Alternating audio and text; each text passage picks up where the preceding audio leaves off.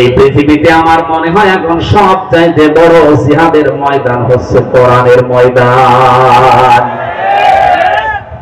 এই কোরআনটা 54 বছর চলছে বাংলাদেশ স্বাধীন হওয়ার পরে, এখনো পর্যন্ত কায়েম হয়নি। আমি আমার বাড়িতে বলে গেলাম আমার স্ত্রীকে, আমার মেয়েকে, আমার ছেলেকে যে আমি চলে যাচ্ছি, এই কাজগুলো তোমরা করে রাখবা, আমি এসে জানো দেখি কাজ হয়ে গেছে। আমি সফর থেকে ফিরে এসে দেখি একটা কাজেও হাত দেয়নি, আমার রাগ হবে না? আসতে বলেন, হ্যাঁ কথা বলেন না কেন? কি বুঝলেন এখান থেকে?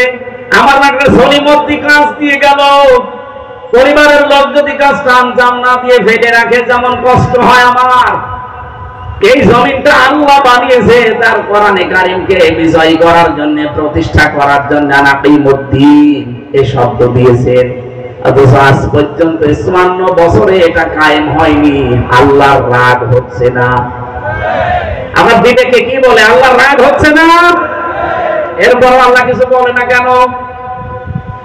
ওনারা কিন্তু সত্যিই বলছে আমার যেমন রাগ হয়েছিল পরিবারে ফিরে যেয়ে যাই, একটা কাজও করো নাই, ফেলে রেখেছো। আল্লাহর রাগ হচ্ছে যে 54টা বছর তোরা স্বাধীন হলি, 92 মুসলমান তোরা এখানে বাস করিস, এরপরেও কেন এটা কায়েম হয়নি? দেশটা স্বাধীন হওয়ার পর থেকে যে মানুষগুলো স্বাধীনতা পাওয়ার জন্য চেষ্টা চালিয়েছিল, এই দেশে কিছু কুলাঙ্গার সেই জাতির শ্রেষ্ঠ সন্তানদেরকে এখন কালার করার জন্য, ডিভাইডেড করার জন্য চেষ্টায় আছে। যুদ্ধ হওয়ার পরে 71 সালের 72 সালে আপনি যান, ইতিহাস আমি আজকেও পড়লাম। অধ্যাপক গোলাম আজম রহমতুল্লাহ আলাইহি সৌদি আরবে গিয়ে ওই সময় যিনি সৌদির বাদশা ছিলেন তাকে বলেছিলেন যে আপনি বাংলাদেশকে স্বীকৃতি দেন।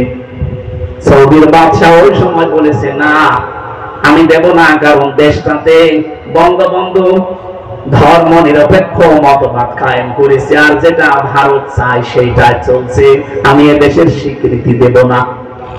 উনি ওই দিন প্রায় 1 ঘন্টা 10 মিনিট ধরে তাকে বুঝিয়েছিলেন যে আপনি শুধু বঙ্গবন্ধু আর ভারতের দিকে তাকিয়ে যদি দেশটার স্বীকৃতি না দেন, এখানে 92% মুসলমান বাস করে।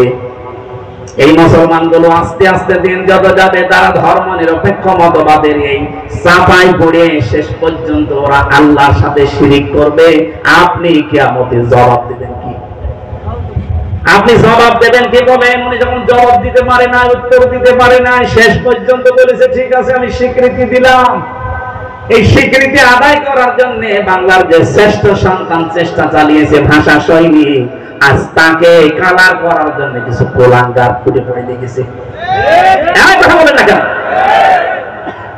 পাকিস্তানের যারা সহযোগী রাজাকারদের, আরে ভাই ওই সময় যারা যুদ্ধ অপরাধ করেছে তারা হচ্ছে পাকিস্তানের সেনারা। আর ওই সময় এই দেশে যাদের নামে মামলা হয়েছে, আমি আজকেও পড়লাম 37,471টা মামলা হয়েছিল। 37,471টা মামলা হয়েছিল ওই সময়। আপনি পুরা মামলার একটা একটা করে সব আমি কপি করে রেখেছি, আজকে পুরাটা দিনের বেলায় পড়লাম। একটা জামাতে কর্মীর নামে, নেতার নামে কোনো মামলার তালিকা নেই। আপনি এরপরেও কেন মিথ্যা তহমতে 54 বছর দিয়ে যাচ্ছেন এই মুসলিম দলটার উপরে বলেন? আর একটা মীমাংসিত জিনিস আমার সামনে নিয়ে এসে কোন কারণে বাতিলদেরকে আমাদের বিরুদ্ধে, এই দেশের জনগণের বিরুদ্ধে লাগাতে চান? যারা বলে এই দেশের মানুষ পাকিস্তানপন্থী, এ কথা যারা বলবে অবশ্যই তারা ভারতপন্থী। হ্যাঁ কথা বলেন না কেন?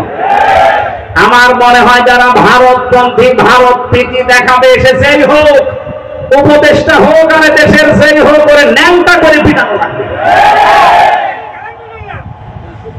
নাউজুবিল্লাহ, ন্যাংটা করে পিটানোর কথা বলছি। নাউজুবিল্লাহ, দেশ যে ডিভাইডেড করে দিচ্ছে, এই ধোয়া ধোয়া তুলে 54 বছর আমাদেরকে আলাদা করে রেখেছিল।